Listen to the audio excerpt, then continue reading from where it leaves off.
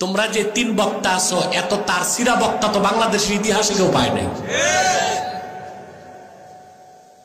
কিসের ওয়াজে বসে নগ্ন নায়িকাদের অ্যাডভার্টাইজ করে?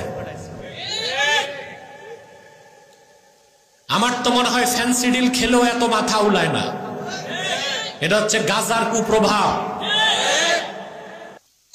আল্লাহ তার হাবিবের সামনে কথা বলার ক্ষেত্রে কি রকম শব্দ চয়ন করতে হয় এই জ্ঞান যার নাই, ওই রকম নরাধম জাহান্নামের কীট ওয়াজ করার যোগ্যতা রাখে না।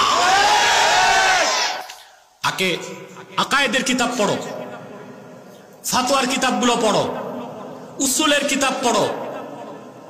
তাফসিরের কিতাব জীবনে পড়ছি কিনা আমার সন্দেহ আছে। আসছিল আমার কাছে, জেলখানার থেকে বের হয়ে আসছিল। বহুত নসিহত করছি যে তুমি একটু লাইন মতো চলো, আজে বাজে কথা বললো না, কারো দালালি করো না, অন্তত তাফসির ইবনে কাসির পড়ো আর ওয়াজ করো।